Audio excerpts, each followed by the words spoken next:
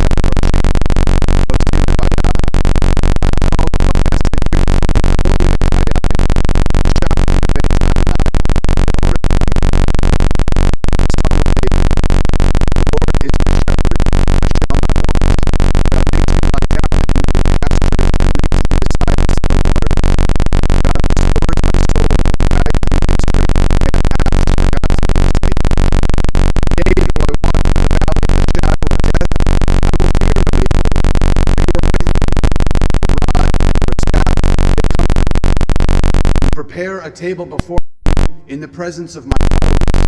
Have anointed my head with oil. Surely goodness and mercy shall follow me all the days of my life, and I shall dwell in the house of the Lord forever. I didn't have the honor of knowing Stephen. From the stories I've heard, this is the last part of this song. Goodness and mercy shall follow me all the days of my life, and I will dwell forever in the earth. You hear from those who knew him the best, and love him and his children, all of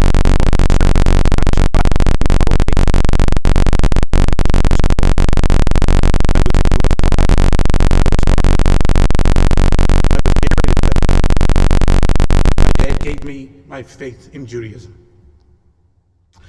One day, my dad took me to a Cub Scout meeting. He became my Cub Master.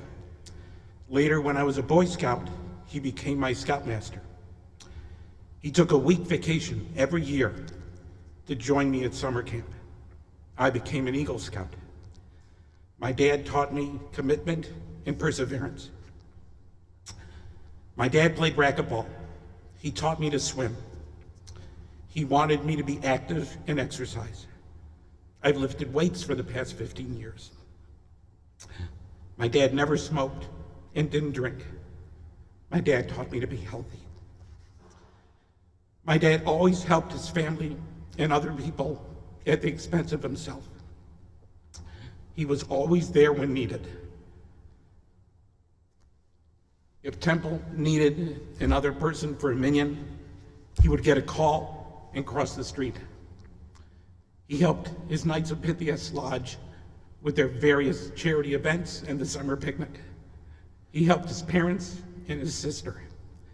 He helped the people who worked for him to become better persons. My dad showed me it was necessary to help others. Maybe that's why I became a physician. My dad drove me wherever I needed to go. He helped me with my school projects and to make my magic illusions. He taught me to drive. That was really hard, let me tell you. He had me play Little League baseball. Well, I tried. He made it possible to have piano lessons, clarinet lessons, to get a job at Star Market and the outdoor store. He showed me how to love your wife and your children, to give everything to help them be happy and well, and how to have your family come first. Whenever I left my dad, I always told him, I love you, and I'll see you later. I did the same thing this past Monday. What did my dad give me? He gave me everything. Love you, Dad. See you later.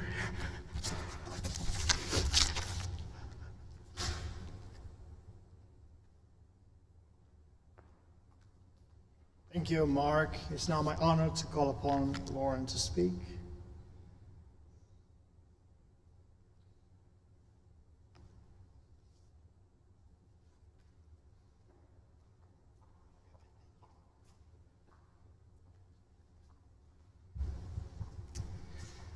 Hi, I'm Lauren, the middle son, and this is my wife, Julie, who's here for my moral support. When I had the opportunity to think about what I was going to say today, some things stood out in my mind about my father. First, that he was a leader, and he lived his life that way, and he taught us by the way he lived his life. It's fitting that we're here today because most of our lives and I know I've been out of Rochester for over 30 years, but most of our lives in Rochester were set around the synagogue here. We lived right across the street, how could it not, right? And Judaism, as a result, was a big part of our family structure and life. As Mark mentioned, Shabbat and high holiday services were very special. We all went to Hebrew school, USY, and even the parking lot suited us because that's where I learned to ride a bike, where my dad taught me to learn to ride a bike. It's also where he taught me where to drive. And so, more than just religion, it really helped us in so many other ways. I remember once we learned how to ride our bikes. I don't remember Melinda too much at that time, but Mark and I and my dad used to ride all the way up through Cobbs Hill to Rosedale Street to visit his mom and dad, our Bubby and Zadie. Scouting was here, Cub Scouting, and also with Scouting, I remember all the fun camping trips we did together, as well as the week he spent with me up at Massaweepy, which is a scout camp in the Adirondacks. Second area that revolved around our house was athletics. As you know, my dad was an athlete, played racquetball, taught Mark and I how to play racquetball, how to swim, and the JCC was another center of his life, which was also a center of our lives. And I fondly remember in the summer on the weekends going out to Marcus Park and playing tennis and swimming in the pool and lying out in the sun.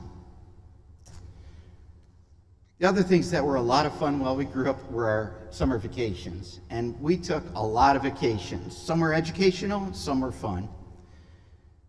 We went most often to Toronto, where, as you know, my mom is from, to visit her parents, or my other Bubby and Zadie, and also great-grandmother.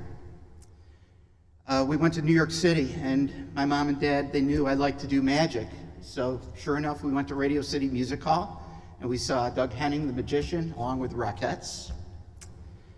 We went to Boston and Gettysburg and Washington. And Washington was very interesting because two things I fondly remember, which weren't so fun to remember at the time. First thing, as I recall, I think we lost our car. We parked it and we didn't know where it was. And so I remember staying with with Melinda and my mom, and Mark and my dad finally found the car. It seemed like hours or days later. The other thing in that trip was we went to the Washington Monument, and as you know, the Washington Monument is a tall structure surrounded not by too much, and at the top, it started to rain, it started lightning, and it started thunder. And that tall structure is a great lightning rod. And boy, did they rush us out of there, and we went running, and they were like, get away, get away. So not too funny at the time, but a lot of fun memories nevertheless. But my favorite summer trip was always going to Cape Cod and sitting on the beach and blowing up our air mattresses and floating on the water. As you might or might not know, when it came to schooling, I wasn't the best student, or maybe not even the best well-behaved student, but my dad always had my back when it came to speaking with my teachers and my counselors, and boy, there were a lot of meetings, but he always had my back. So he was always there for me, especially when I moved for the first time from Rochester, and I went to Syracuse, and I finally remember our trip, our apartment hunting trip that we did together. Okay.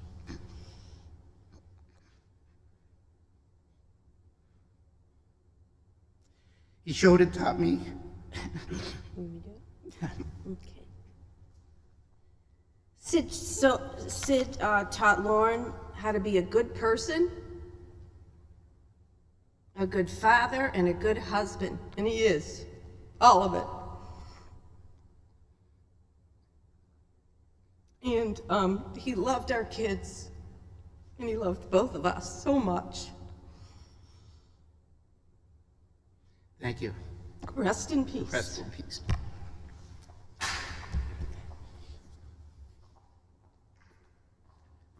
Thank you, Julie, and thank you, Lauren, with the Canadian spelling of Lauren. Pride of the Canadian people. We now will hear from Melinda, and Daniel Melinda, so a teacher in our Keshet program, and a wonderful teacher, and she will speak last.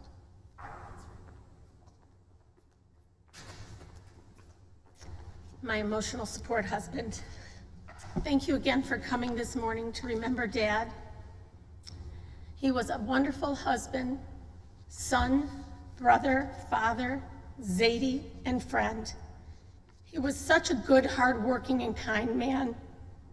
Dad was a wonderful son to Bubby Ethel and Zadie Harry. He helped to care for his sister Dorothy till she passed away a decade ago. Mom was born, as you heard, and lived in Toronto. Dad met Mom when she was visiting Beth Elkin, a sorority sister in Rochester. Dad was picking up Beth's brother, Ross Elkin, to go to the JY, which they now call the JCC. He asked Mom if he could take her out the next time she visited Rochester. So guess what? She came back. It was beshert, meant to be. Dad somehow convinced Mom to marry him and go off with him to the army to Germany as he served. They were married in Toronto and went back to the army to start their married life together. I think Mark mentioned that Dad went AWOL to marry Mom. Shh. Dad loved Mom so very much. I know he felt lucky to raise his family with her. And what else would my father's job be in the army? He distributed the food. He was the ration breakdown clerk. I really think that job never left him. He's been in charge of making sure everyone has had enough food, including himself, ever since. Dad was a very proud veteran. Dad loved his Sherry, as he called Mom in the early years, and continued to love her through the years, even though calling her Sherry would turn into Cher. 67 years married is the true testament to each other.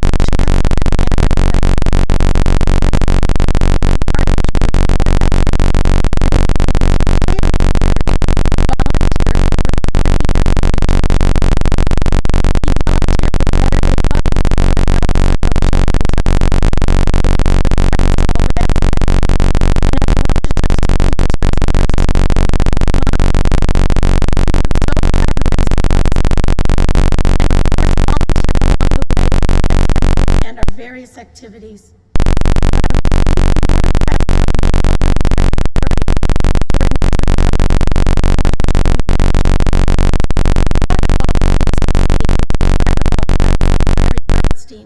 Was a big part of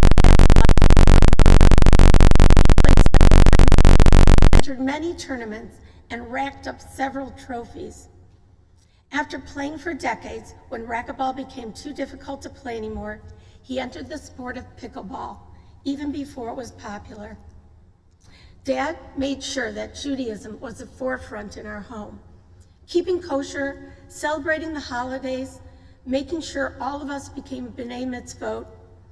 He then continued those traditions with his 6 grandchildren, who he couldn't love more.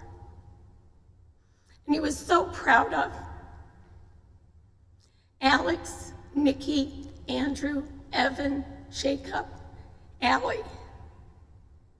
They became a focus for Dad as they grew up. A more beautiful relationship with his grandchildren would be hard to find. What special memories we will always have of those years together. Dad spent the last decade living at the Summit. Where else would he choose but Jewish senior life for him and Mom? They had to have a place with kosher food, except for that night or two that they would go out to eat at the grill. He loved enjoying the Jewish traditions there, the musical performances, lectures, and going to see movies with Mom, as well as being with a community of family and old and new friends that he made there. Thank you to those of the Summit who helped make the last decade easier for my dad. I thanked my dad for being the Superman of all dads, always there for me, and I knew I can count on him. I won't forget, Dad, how you got on the Watts line at work with Mom to call me at college. More times than you probably wanted, as I reached out mostly every day to reassure me that things would work out. I would be remiss if I didn't mention a few more things about Dad. Dad's love of watching movies and his special brand of humor. Pretty Woman and the original Superman with Christopher Reeves were favorite movies. But the more car chases and things blowing up in a movie, the better. And then there's Dad's special brand of humor. He always had a line to make you laugh. Sometimes dry, sometimes sarcastic, but always funny. Even when he was in the hospital and at rehab at the Jewish home, that humor crept in during those last 3 weeks of Dad battling against time. Dad told me that none of us should fall apart when he passed. He knew the important thing was how you lived your life. He was proud to be honored as a veteran and to have the American flag draped over him. So we will continue to remember Dad for his incredible life and commitment to his family, friends, and community. I'm sorry it was so challenging for you, Dad, during the final weeks. I wish I could have made it easier for you and helped you more. I'm so grateful to be your daughter. I love you, Dad. Thank you for all you were to us. You made me feel very loved. Thank you.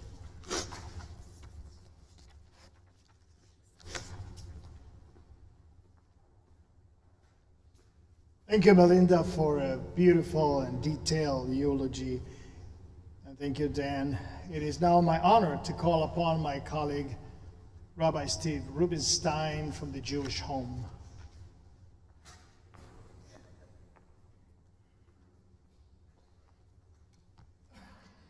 I'd like to share with you a couple of stories. When I first came to the Jewish Home, Sid came up to me and he said to me, "Rabbi, I would love for you to do the Kaddish and the El Malay at the annual Jewish War Veterans Breakfast."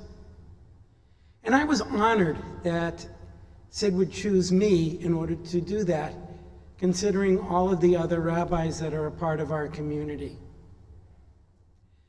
It's a good thing I got there early, though, because when I looked at the program, there are a few things that Sid sort of left out of that responsibility.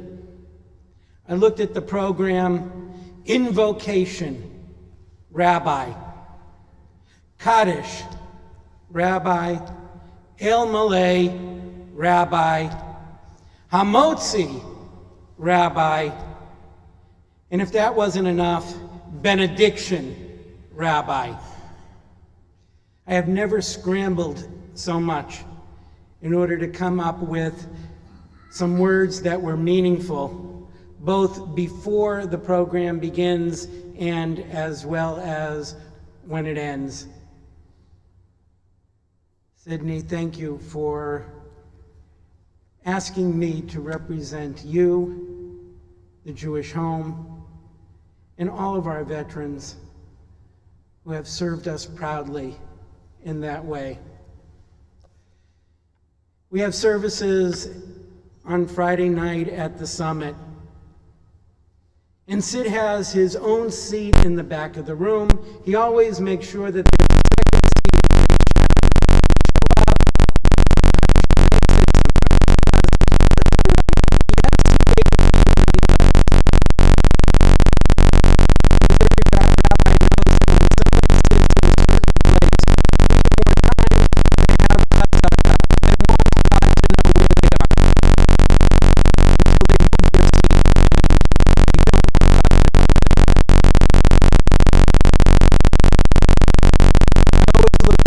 His seat as I was doing my Devar Torah every week.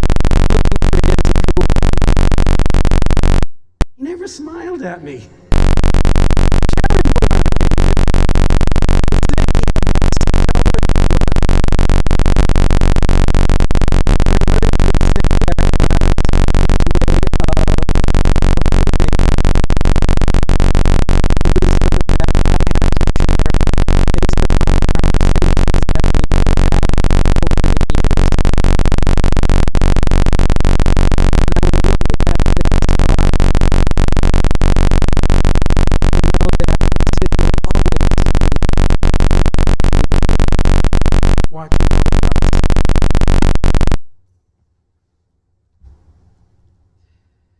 They are not gone who pass beyond the clasp of hands or arms embrace.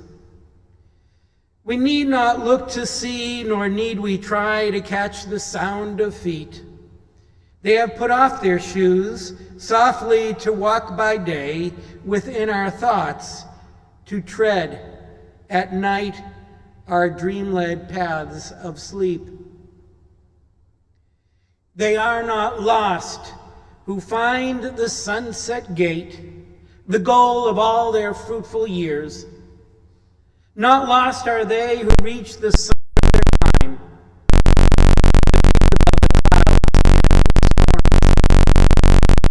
They are not lost who find the light of the sun and the stars and God. They are not dead who live in the hearts they leave behind, and those whom they have blessed they live a life again, and grow each day more beautiful, trying to clear the good, forgive the rest, and love whom timelessness lives on. Saints tell us that no stories broken hearts, make stories that we tell about comfort, strength, and taking and healing to all who mourn his loss. Our sages symbolize the praise of his bride, tap personality of Jesus in life.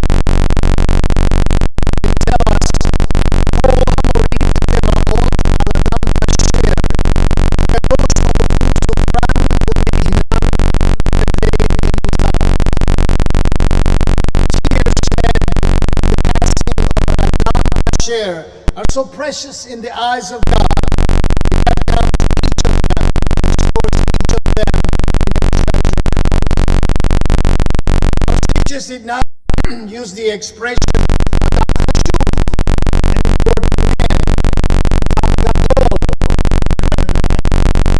Instead, our sages write the most unusual phrase, "Adam kasher," a term which is virtually untranslatable into English. We know what the word kasher means when it's applied to food.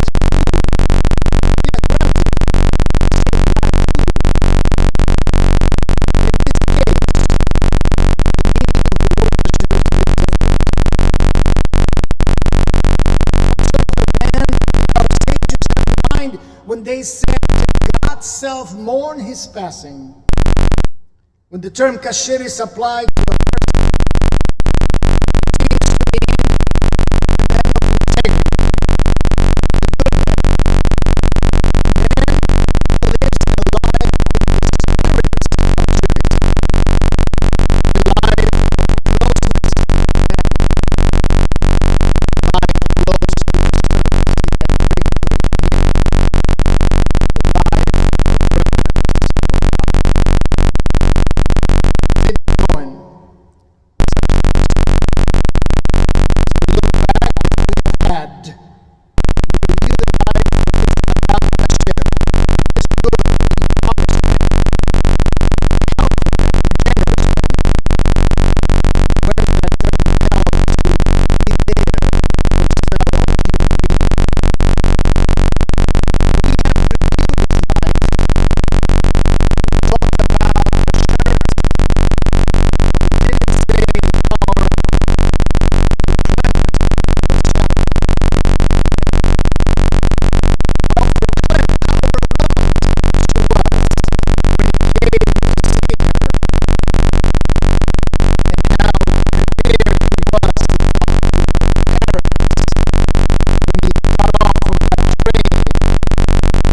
said, "I have been drafted."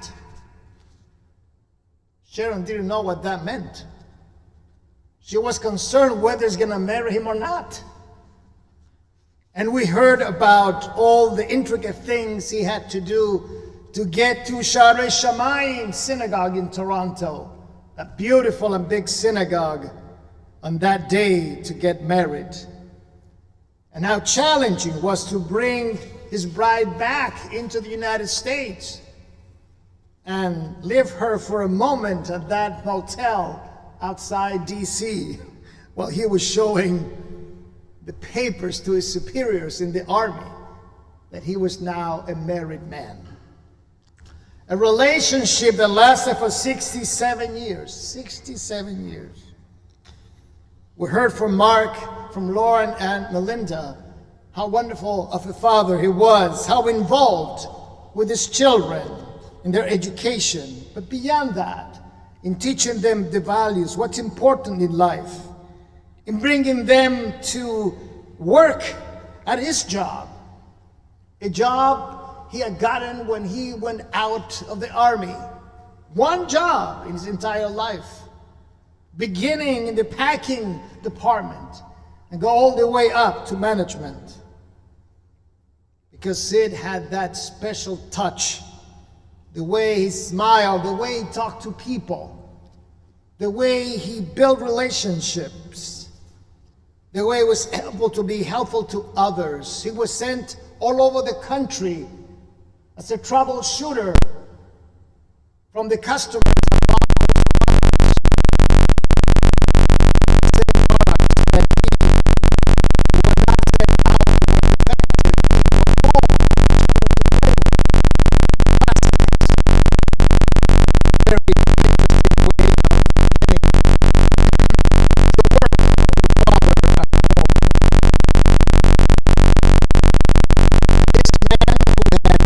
Just a high school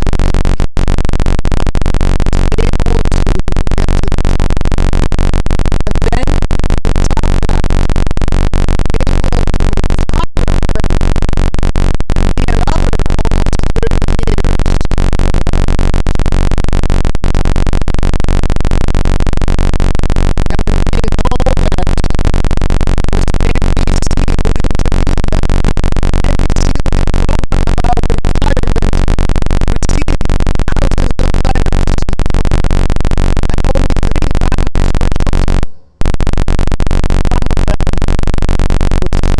and said,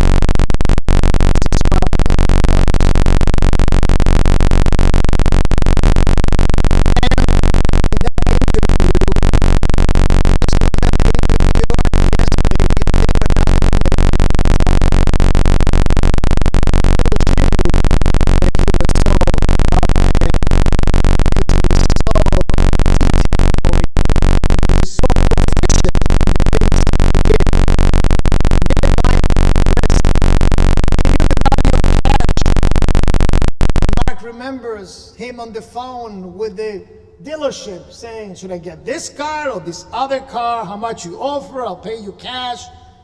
All those things that Sid was able to do for himself and teach others. The family told me that they think that Sid would like to be remembered as a caring husband and father who cared for his family, who didn't buy stuff for himself, someone who bought what was needed, someone for whom sports were important, coming to the shows and the concert with his children were participating, someone who knew what's important from what is not important. The shul is essential to him. Sunday mornings at the JCC, Sid the frugal, Sid with a great sense of humor. Sid would do those routines on the TV show together with Mark. Sid the man with a memory.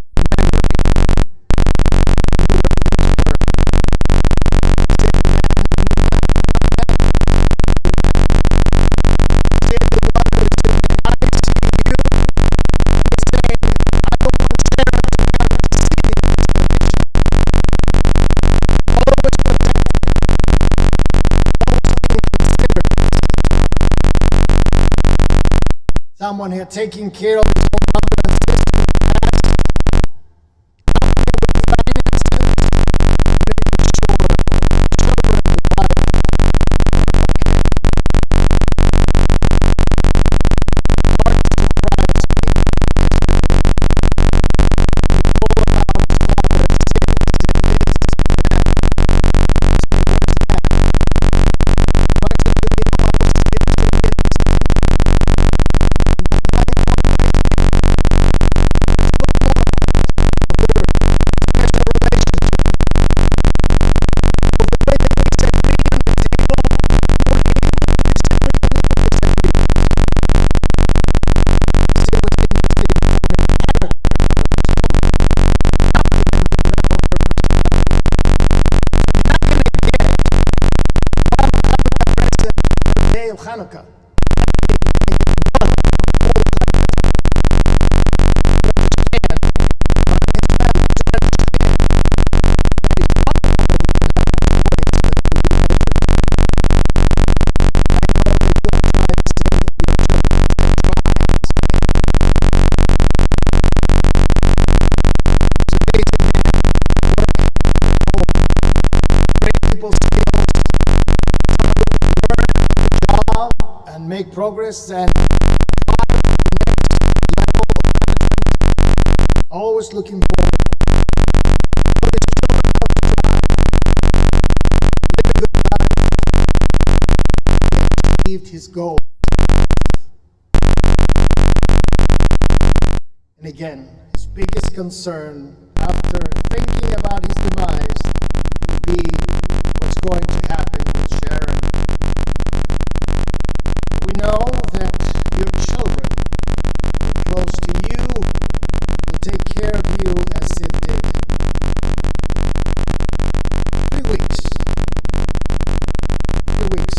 And the Almighty called him. 3 weeks he passed away. We usually measure a person's life in terms of obvious accomplishments.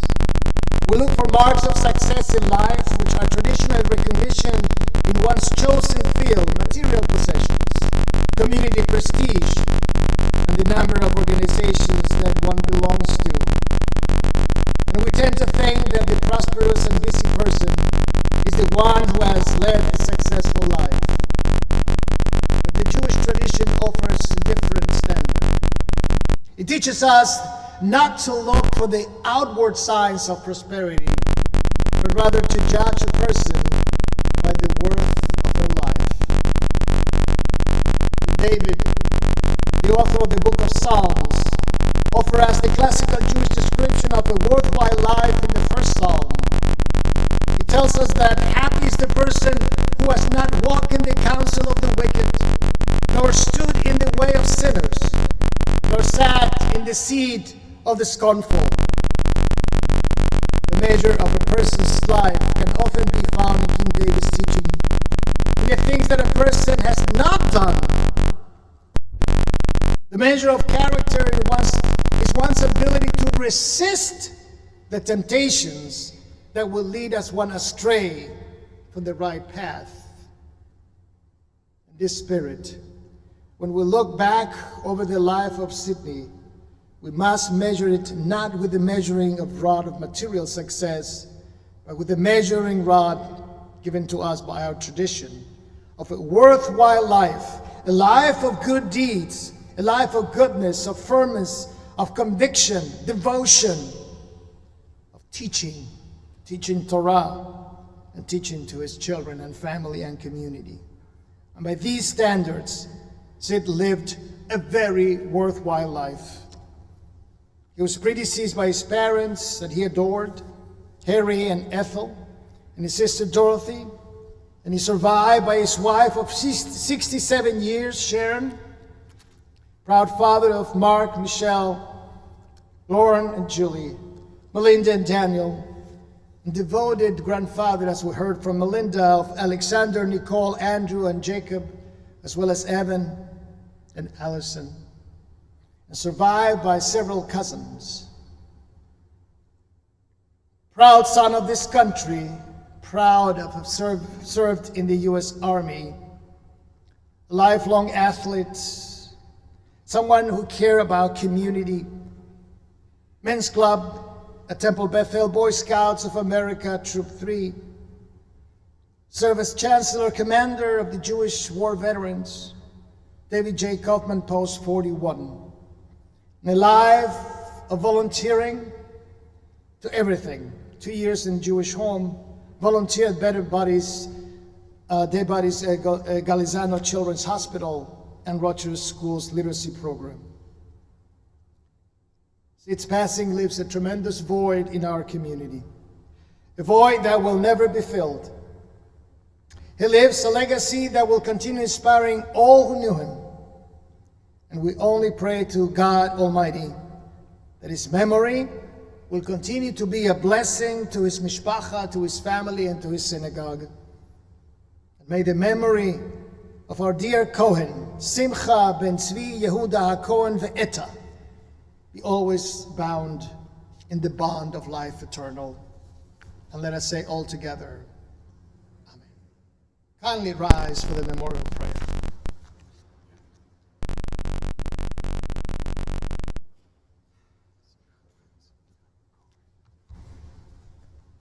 El Malei Rachamim, Shochen Bamromim, Hamtze Menucha Nechona, Tachat Kanfei HaShechinah, B'malot Kedoshim Utorim, Kizohar Harakiam Hasirim, Et Nishmat, Simcha ben Tzvi Yehuda HaKohen ve'eta, Shehalach Le'olamo, Began Eden Tehei Menuchato, Ana Bal Harachamim, Hastirehu B'Seter Kenafecha Le'olamim, Utzror B'Tzorachim Et Nishmato, Adonai hu nachalato, v'yanuach b'shalom al mishkavo, v'nomar, Amen.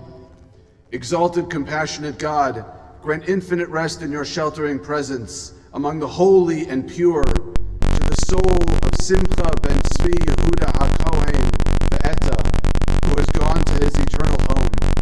Merciful one, we ask that our loved one find perfect peace in your eternity.